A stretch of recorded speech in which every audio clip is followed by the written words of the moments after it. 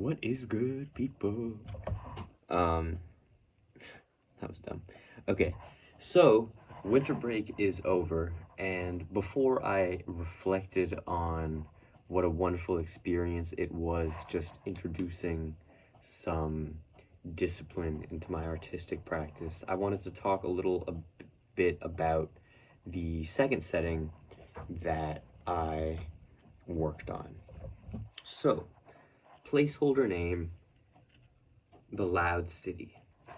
The Loud City is a city built on mud, on murky, wet earth, on a river delta. And the reason for its name is because there's this constant auditory chaos from these huge flocks of screeching bird bug things. So there's just this cacophony, this din, which just permeates all life inevitably, and you're just like always talking over it.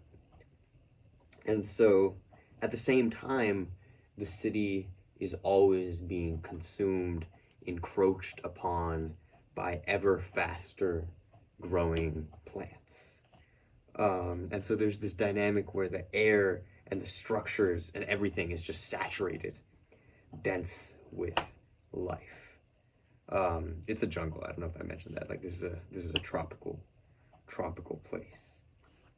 Now, the river that this city is on is south flowing, and just south of the city, the river collects in this basin, and this basin is deep and fairly still, and as a result, megafauna from the ocean, which is quite pretty far away, swim on occasion upstream for a little bit of respite in this calm place. And so even though you have a setting that is at once urban and also consumed by jungle, there's also this presence of the ocean. You have ocean giants of the ocean popping their head up in front of this jungle city every now and again.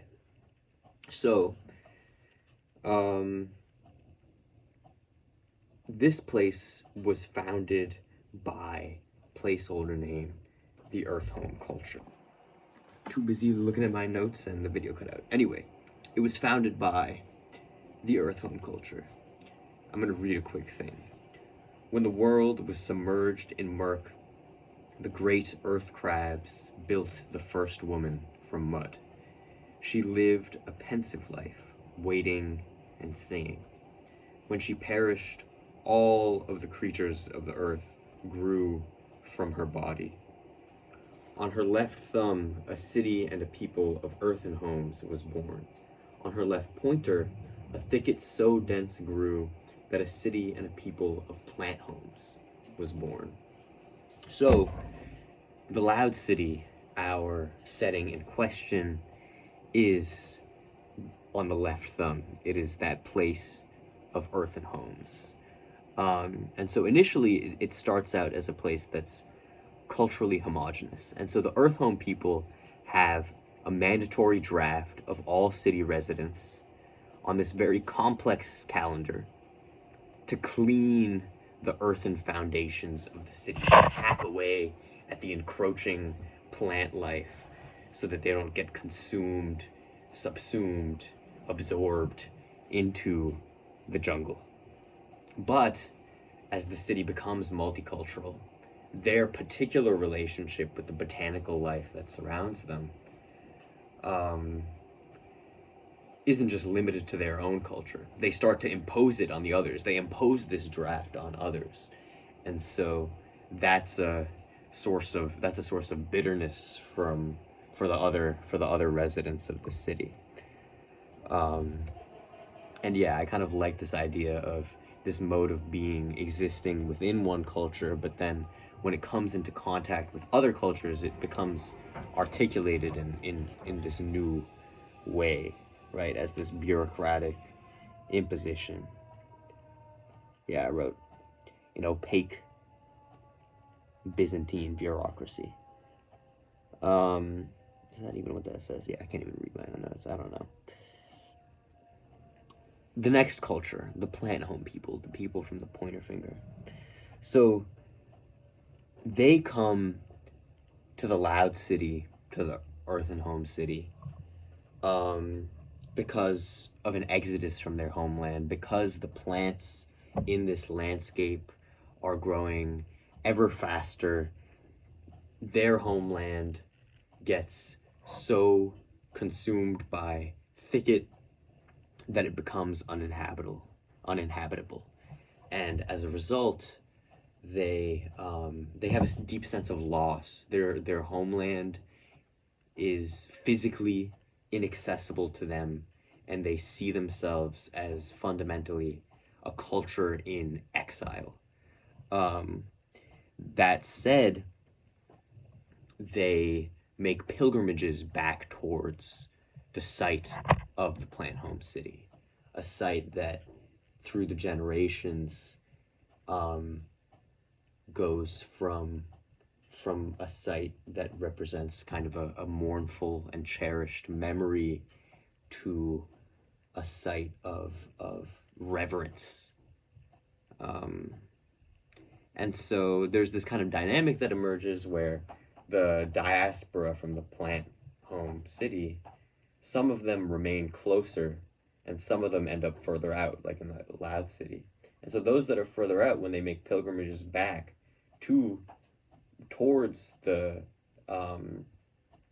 original site of the plant city, their, let's say, cousins who they encounter, who didn't stray so far away from their homeland, they look upon these people they live syncretically with, who temporally have the same degree of removal from their ancestors as them, as being closer to their ancestors, because I guess in a sense they are physically, and they have a kind of reverence towards them.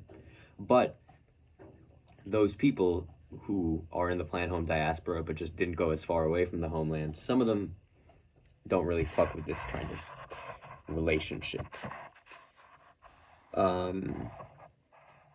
Yes. Another thing I wanted to be the case was that the closer that they get to this, their now consumed homeland, they find sort of ghostly traces of that homeland in the very form of the plant and animal life there, the way the life looks and organizes itself, feels architectural and like kind of uncannily human social.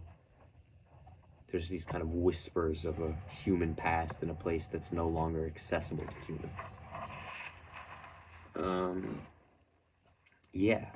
So, these two cultures are related, but moving on to the Waterhome people, this is a very different culture. So they follow the migrations of these aquatic arthropods, which make their way up from the mouth of this river where it meets the ocean, all the way to the wellspring where the river begins.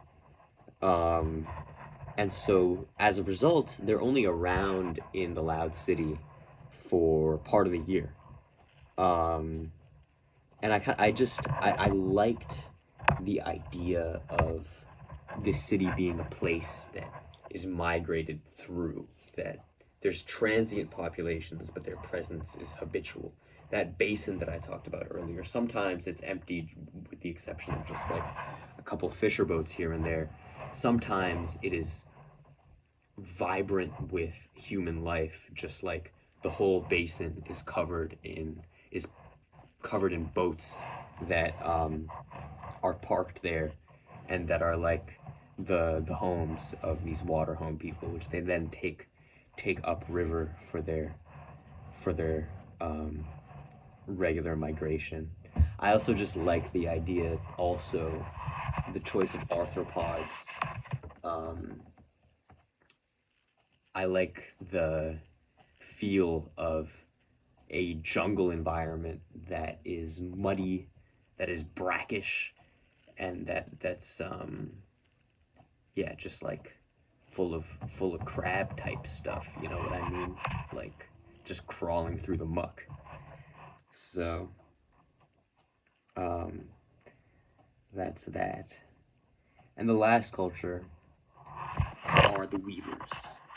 Now, the weavers, there's also presence of arthropods for them because they raise arthropods, little arthropods that make silk.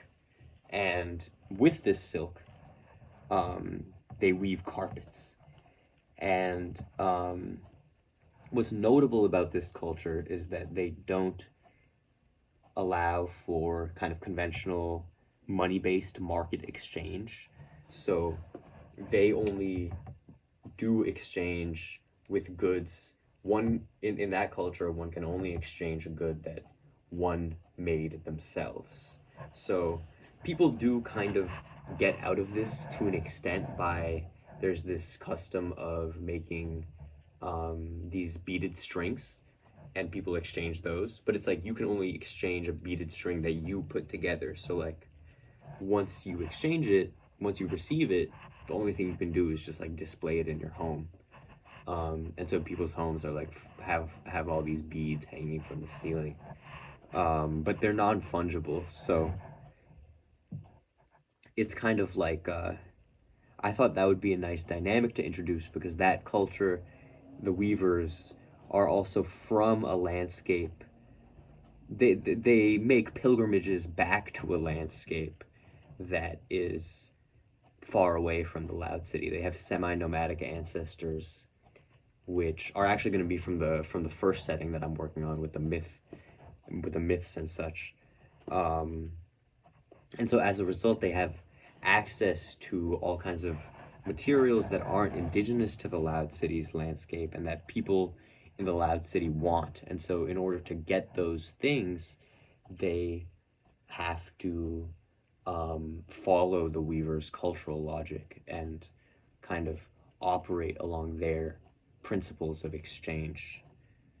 And yeah, I mean, I think that just about covers my little introductory notes on the setting, its vibes, the cultures that call it home. And I have more extensive notes on each culture, kind of getting into the intracultural dynamics. So I'm excited to log little archive episodes on that. And yeah, I think I'll leave it there. Yay!